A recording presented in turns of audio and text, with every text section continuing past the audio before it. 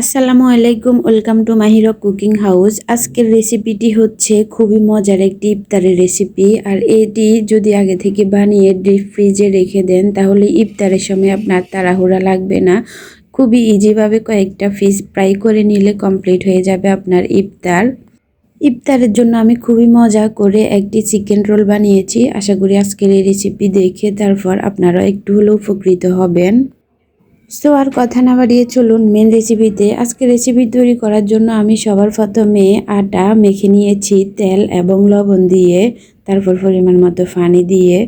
তারপর আমি একদম পাতলা পাতলা করে রুটি বেলে নিয়েছি। আর রুটির উপরে এভাবে চিকেনের ফুলগুলো অ্যাড করে দেব একটা স্পুন দিয়ে। তারপর হাত দিয়ে এভাবে সমান করে দেব। দেন আমি এভাবে আটার আর জল মিক্স করে নিয়েছি। আর এখন আমি আটা এবং পানিগুলো এভাবে হালকা একটু রুটির গায়ে লাগিয়ে নেব। তারপর হাত দিয়ে এভাবে রুটির দুই পাশে এভাবে ভাঁজ দিয়ে দেব আর অপর পাশে এভাবে হাত দিয়ে মুড়িয়ে নেব। মুখে বলে বোঝাতে পারি নাই, তবে অবশ্যই দেখে বুঝে নিতে পারছেন কিভাবে আমি রোলটা তৈরি করে নিয়েছি। সেম প্রসেসে আমি সবগুলা তৈরি করে রাখবো। তারপর আমি একটা কড়াইতে পরিমাণ মতো তেল দিয়ে দেব। আর তেল গরম হয়ে আসলে এইভাবে আমি রোলগুলো একটা একটা করে দিয়ে দেব গরম তেলে।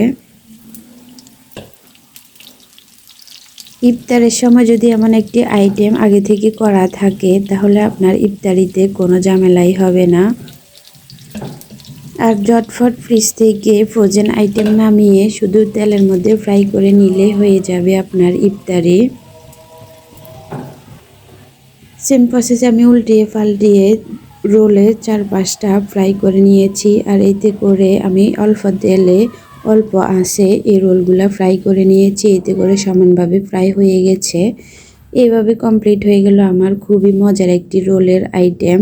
তা আমার এই রেসিপিটি আপনাদের কেমন লেগেছে অবশ্যই কমেন্ট করে জানাতে ভুলবেন না। ভালো লাগলে শেয়ার দিয়ে ওনাদের দেখার সুযোগ করে দিবেন।